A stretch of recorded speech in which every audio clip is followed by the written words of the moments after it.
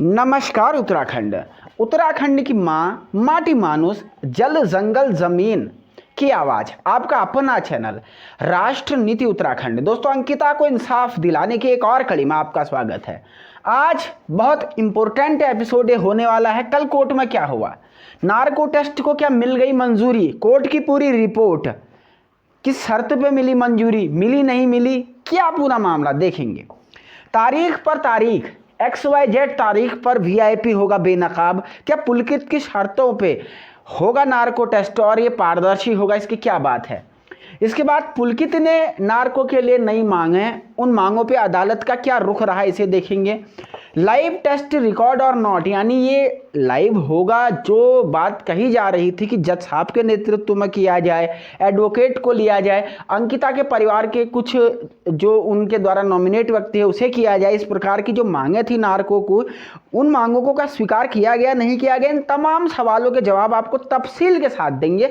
Video आगे बढ़ाते हैं, लेकिन एक दो छोटी छोटी अपीलें जो मैं रोज करता हूं दोस्तों, हमारा उत्साह बढ़ाने के लिए आप जस्टिस फॉर अंकिता लेकर, क्योंकि अब हम अकेले चैनल हैं जो अंकिता भंडारी पे वीडियो बनाते हैं, तो हमें भी लगना चाहिए कि भाई आप लोग हमारे साथ हैं। तो एक कमेंट अंकिता के इंसाफ के लिए जरूर करें।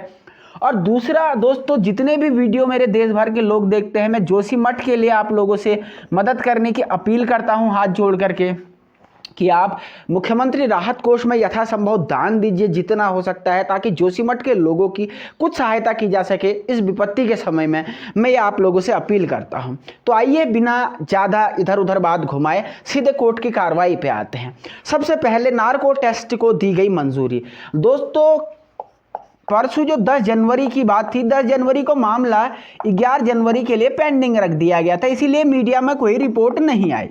इसके पीछे की वजह ये थी। और कल 11 जनवरी को जो फर्स्ट क्लास मजिस्ट्रेट जज साहिबा थी, शायद कोई पांडे मैडम है, तो जज साहिबा ने नार्को टेस्ट को मंजूरी दे दी, यानी नार्को टेस्ट पुलकित का होगा। ये बात अब 100% श्योर हो गई है।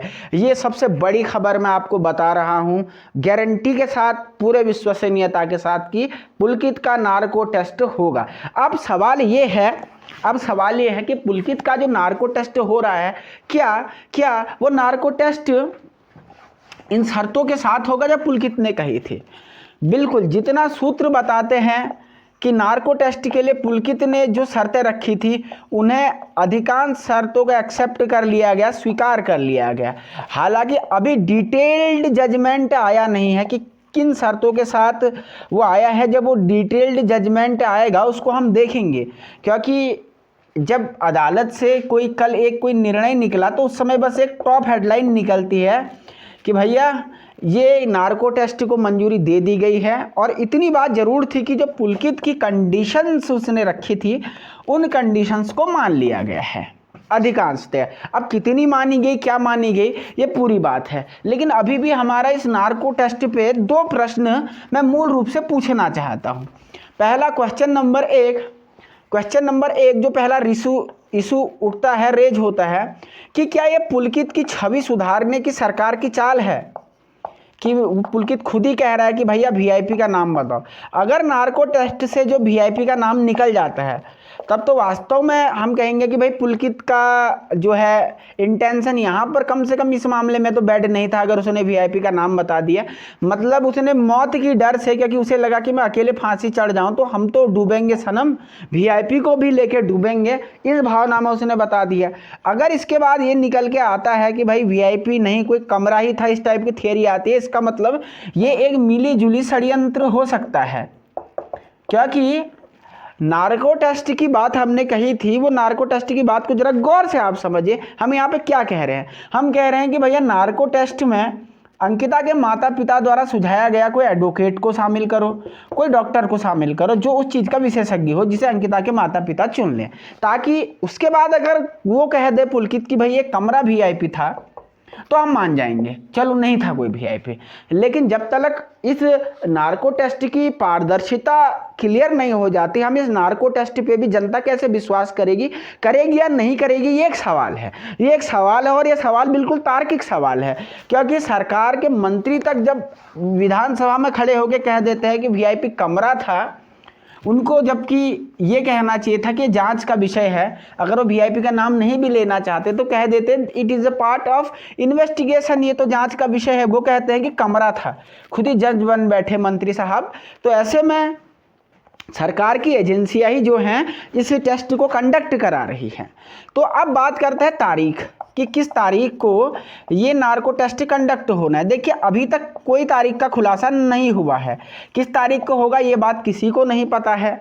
पुलकित की मांगों की अगर मैं बात करूं तो पुलकित की मैक्सिमम मांगें मान ली गई हैं। अब ये मांगें कितनी उचित ये नार्को टेस्ट के रिजल्ट पे बात पता चलेगी, क्योंकि ये भी स्पष्ट नहीं हुआ है कि जो जज साहब और लाइव खैर रिकॉर्डिंग की बात को तो जितना सूत्र बताते हैं कि एक्सेप्ट कर लिया गया, लेकिन ये जज साहब की बात और जो मांग एक हमने रखी थी कि भाई अंकिता के फैमिली के द्वारा सुझाया गया कोई एडवोकेट वहाँ पर हो, कोई डॉक्टर वहाँ पर हो, ताकि बाद में कोई ये ना कहे कि भाई नार्को टेस्ट तो हुआ, न जाने कैसे हुआ, कुछ भी हो सकता है। अगर वहाँ पे लोग रहेंगे नहीं तो हम कैसे विश्वास कर ले कि इट विल फेयर।